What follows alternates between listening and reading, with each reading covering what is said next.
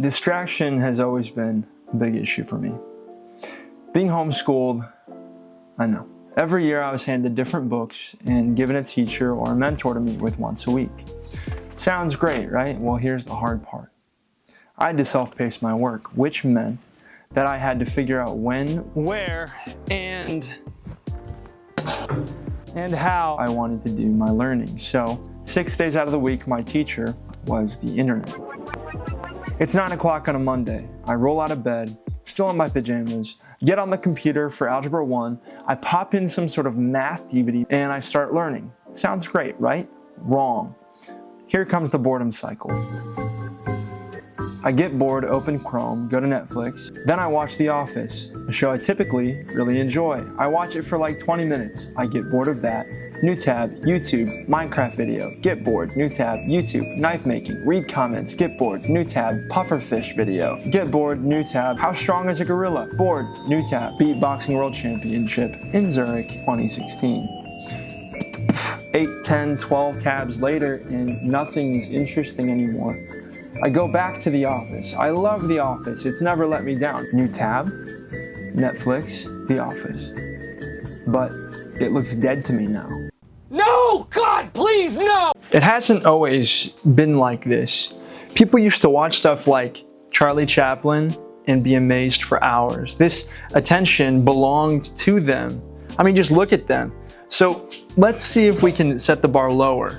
Let's see if we can watch a movie. I believe that the prevalence and consumption of this short form content hinders our ability to interact with longer form media like movies and appreciate them, even if the content is masterfully made.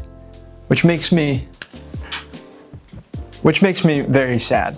Well, movies aren't boring, right?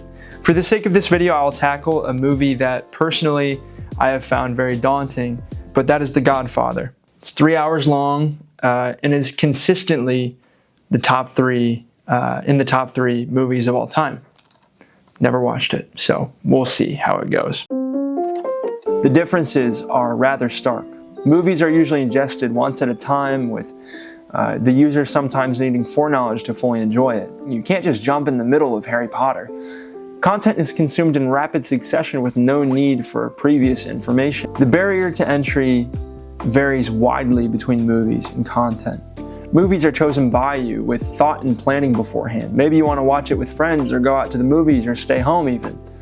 Content is pre-chosen for you by an algorithm based purely on black and white statistics. We pre-chose this movie, unlike where you watch TikTok, where what happens when you watch TikTok?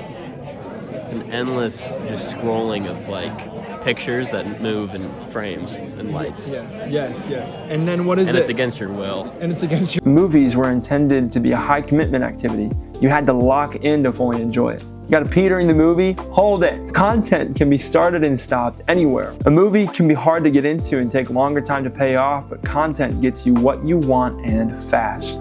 As a former business student, this sounds and looks rather familiar. Movies are like investments. You put a little money in at the beginning and hope for it to pay off, but if it doesn't, that's 2 or 3 hours wasted. Content, on the other hand, is like an expense. However, it does not fulfill a particular need. I've never seen someone get addicted to eating burgers or any other expense like paying gas or rent. Content is not like a normal expense. It's more like a drug of addiction. Dopamine is a molecule that makes us feel good when we're doing something we enjoy, but it also is the molecule that drives us to seek out pleasure in the first place. Drugs and behaviors that release large amounts of dopamine all at once are likely to lead to addiction. The faster and more robust the dopamine release, the more likely we are to get addicted. Content releases large amounts of dopamine. It hijacks our innate love for story and narrative. I get it. Content is bad. We all know. I'll just turn on a movie instead. And I would love it if things were so simple. The neurochemical that causes addiction has a name, and it's not dopamine, it's not serotonin. It's called delta phos-B.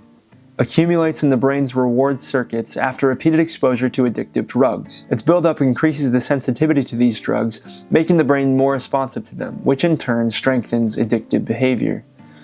Nestler, 2008. Nestler writes in his Nature Review, Chronic exposure to drugs of abuse induces delta phosphate in the brain's reward pathways, promoting changes that diminish the ability to experience pleasure from natural rewards. As a result, addicts often find less satisfaction in these activities and seek out their drug of choice to achieve a heightened reward. The order for addiction is cue for reward, seeking out the reward, partaking in the reward, dopamine reinforcement, delta phosphate, want for more, reward. The first step is cue, and this is the problem for me. For someone who wants to watch a spectacular movie like The Godfather that might get boring, what could be a larger cue for content than a movie?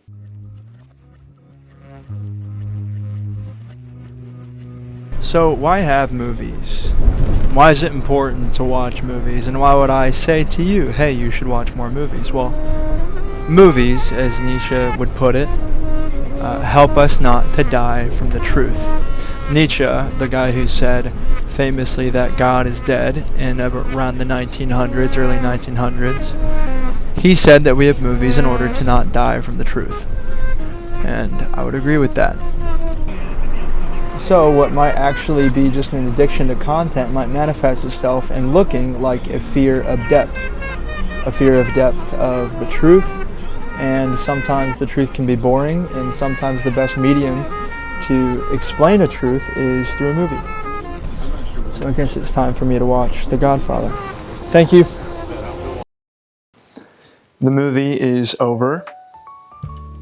One thing that I found extremely interesting during the movie is that there was definitely 4 to 5 times where I wanted to pick up my phone. An interesting thing that I don't think I would have been able to fully flesh out if this were short form content is that the mob has some sort of unspoken morality to them. For example, Don Corleone was like, we can't sell narcotics, not only because it'll look bad, but we can't like have it, I don't want it near schools, I don't want it near churches. Like they wanted to keep some parts safe, but at the same time they were like cutting off horses' heads and putting them in people's beds. I never would have gotten into the psychology of the type of person that would do that if I didn't watch a 3-hour movie to see like how they actually operate. Disregard for human life while at the same time having this high emphasis on family. And he was mad at this one guy for wanting, in the beginning of the movie, hey, I want you to kill these 2 guys. He wasn't mad that he asked to kill these 2 guys. He was mad because he never called. And he was never a friend to Don Corleone. And that was the real crime. The real crime was that he wasn't family.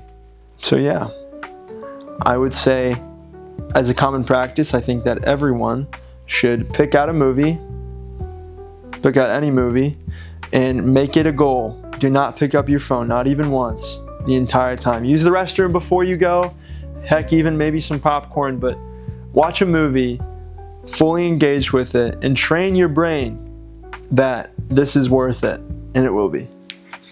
All right.